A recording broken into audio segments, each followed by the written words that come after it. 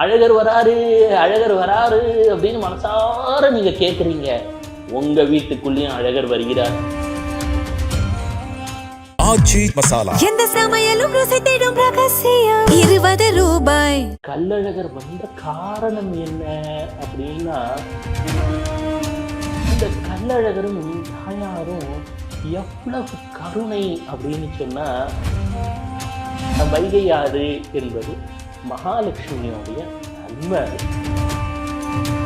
தன் சகோதரியோட திருமணத்துக்கு போகும்போது வளரி அப்படின்னு ஒரு ஆயுதத்தை எடுத்துக்கொண்டு சென்றிருப்பார்.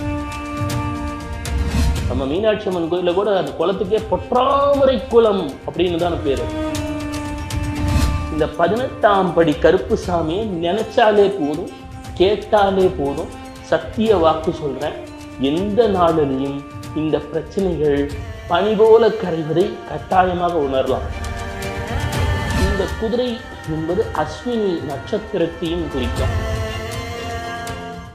பக்தி கதைகள், பக்தி பாடல்கள் மற்றும் ஆன்மீக சொற்பொழிவுகள் மூலம் உங்கள் ஆன்மாவை தூய்மைப்படுத்துங்கள். இன்றைய ஆலய ஆப்பை டவுன்லோட் செய்யவும். வெள்ளைக்கொம்பன் விநாயகனது பேரருட்கருணையினாலே ஆன்மீகம் கிளிட்ஸ் நேயர்கள் வாழ்க்கையிலே அனைத்து நலமும் வளமும் பெருகட்டும். கள்ளழகரை பற்றி பேசணும் அப்படின்னு ஆரம்பித்தேன். உடனே சுகபிரம்ம மகரிஷிட்ட, அப்பா கள்ளழகனை பற்றி பேசணுன்றாங்களே, அப்படி அந்த கருப்பஞ்சாறு போல இனிக்கக்கூடிய அந்த நிலைகளை சொல்ல வேண்டும் என்கிறார்களே என்னதும் ஆரம்பிக்க சொன்னார். ஏதோ ஒரு தடுமாற்றங்கள். பிறகு மீண்டும் அவரிடமே நாடி வாசித்தேன். வாசித்த நிலையிலே அவர் சொன்னார், எப்பொழுதுமே கள்ளழகனை பற்றி பேசும் பொழுது 18ஆம் படி கருப்பை பற்றி பேசிவிட்டு பேசு, அவனுக்கு அது ரொம்ப பிடிக்கும். அப்பாவை பற்றி பேசுறதுக்கு முன்னாடி குழந்தையை பற்றி பேசணுமேப்பா அப்படின்னா. அப்போது கள்ளழகனுக்கு எவ்வளோ கருணைன்னு பார்த்தீங்களா? அங்கே தனக்கு காவலாய் விற்று இருக்கக்கூடிய அந்த 18ஆம் படி கருப்பு மீது எவ்வளவு கருணை இருக்கும் பொழுது நம்மீதும் எவ்வளவு கருணை காட்டுவார். இந்த கள்ளழகர் என்று சொல்லக்கூடியவர் ஆற்றில் இறங்கக்கூடிய வைபவம் என்று சொல்லக்கூடியது உலகிலே எத்தனையோ கவலைகளில் இருக்கக்கூடிய நமக்கு பெரும் நன்மைகளை வாரி வழங்கக்கூடிய ஒரு வைபவம். நம்ம எப்போவுமே சொல்கிறோம், பணத்தை தண்ணி மாதிரி செலவு செய்யாத. பணம் என்பது நீருடன் தொடர்புடையது. அப்போ இந்த பணம் நீருடன் தொடர்புடையது அப்படின்னா வைகை ஆறு என்பது மகாலட்சுமியோடைய தன்மை. அதனால தான் மதுரைக்கு தூங்கா நகரம்னு பேர் உண்டு. என்று பார்த்தாலும் சரி எல்லோரும் சுறுசுறுப்பாக இருப்பாங்க. அந்த ஊருக்கு போய் பாருங்களேன், எல்லாருமே தன்னால் என்ன நன்மை அடுத்தவர்களுக்கு நிகழ முடியும், நாம் என்ன உதவி செய்யலான்னு ஒரு மகாலட்சுமி கடாட்சம் அப்படின்னு சொல்லுவாங்க இல்லையா. ஒரு ஆங்கிலத்தில் சொன்னால் ஒரு ஆரா அப்படின்வாங்க. அது போல ஒரு தெய்வீகமான ஊர். காரணம் என்னன்னா, அந்த வைகை ஆற்றே மகாலட்சுமியோடைய அம்சமாக. நம்ம மீனாட்சி அம்மன் கோயிலில் கூட அந்த குளத்துக்கே பொற்றாமரை குளம் அப்படின்னு தானே பேர். இப்போது அந்த இடத்துல கள்ளழகர் வந்த காரணம் என்ன அப்படின்னா, மாண்டூக்கியமாக ஒரு மகரிஷி வந்து விட்டார். மாண்டூகம் அப்படின்னா தவளைன்னு பேர். இந்த தவளையாக ஒரு மகரிஷி அவதரிக்கிறார். அவருக்கு கருணை காட்ட கள்ளழகர் வந்தார் என்பது கதை. சித்தர்களில் தவளையாக இருந்தது யாரு அப்படின்னா காலாங்கிநாதர். அப்போ சித்தர்களிலே காலாங்கிநாதருக்கு கருணை புரிய கள்ளழகர் வந்தார் என்பதை கருத்திலே கொள்ள வேண்டும் என்பது எனக்கு சுகர்மொழி. இந்த கள்ளழகரும் தாயாரும் எவ்வளவு கருணை அப்படின்னு சொன்னால், கள்ளழகர் கரத்திலே எப்பொழுதுமே விதவிதமான ஆயுதங்கள் இருக்கும். அந்த பெருமாளுக்குரிய சங்கு, சக்கிரம், கதை, தாமரை எல்லாம். ஆனால் தன் சகோதரியோட திருமணத்துக்கு போகும்போது வளரி அப்படின்னு ஒரு ஆயுதத்தை எடுத்துக்கொண்டு சென்றிருப்பார்.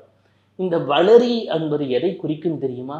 நாம் எதை தருகிறோமோ அது நமக்கு திரும்ப வருகிறது என்பதை, வளர்கிறது என்பதை நமக்கு மறைபொருளாக உணர்த்தக்கூடியது இந்த வளரி. அதுவும் எதில் வருகிறார்? குதிரை மேலே வருகிறார். குதிரை எதை குறிக்கும் தெரியுங்களா? கல்கி அப்படின்னு ஒரு அவதாரத்தை சொல்கிறோம். கலியுகத்திலே யார் வருவார் என்று சொல்கிறார்கள்?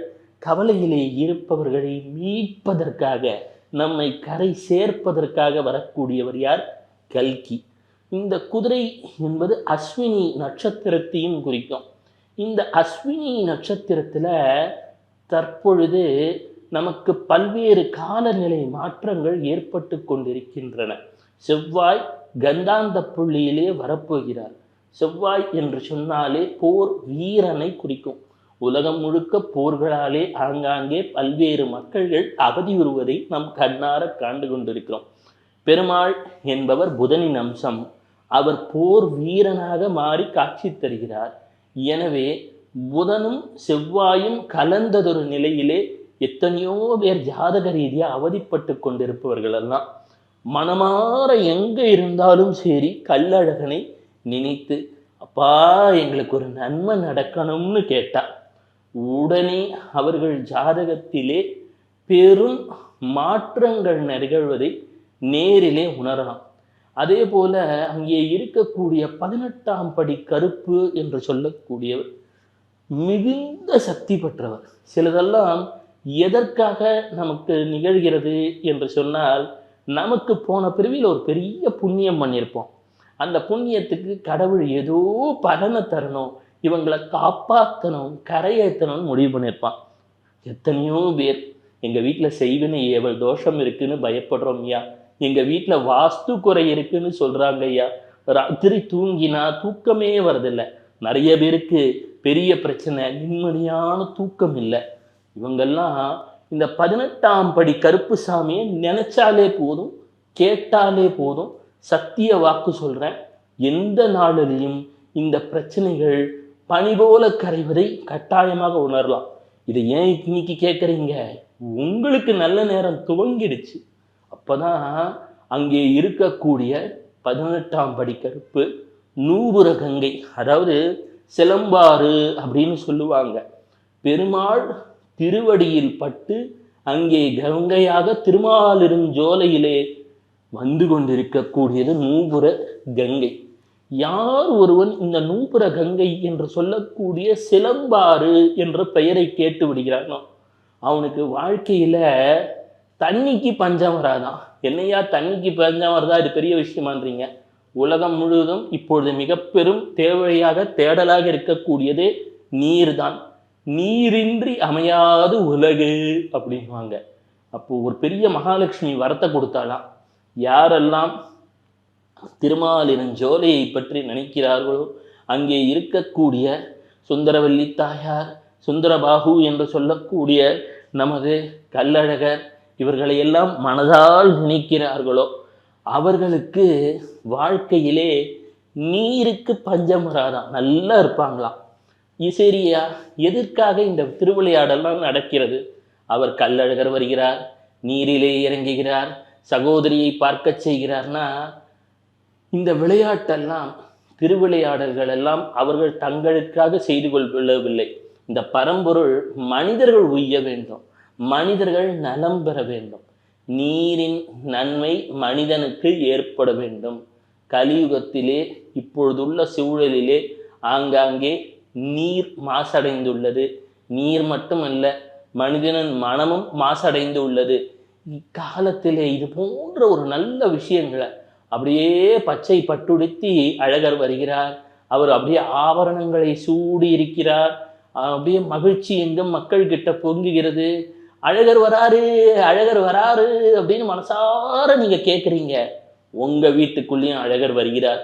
அழகர் வந்தால் அவர் மட்டும் வருவாரா? கூட அந்த தாயார் சுந்தரவல்லி தாயார் வருகிறாள்.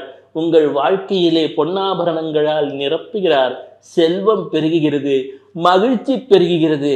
மனதிலே எப்பாறு கற்பனை செய்கிறீர்களோ, ஒரு விஷயம் தெரிஞ்சுக்கோங்க ஐயா, நல்லதை கற்பனை பண்ணீங்கன்னா நல்லது தான் சத்தியமாக நடக்கும். இந்த காலத்தில் நீங்கள் இங்கே செல்லக்கூட தேவையில்லை. கையில் ஒரு செல்பேசி இருக்கிறது, அதிலே கல்லழகர் தரிசனத்தை கண்டுவிட முடியும்.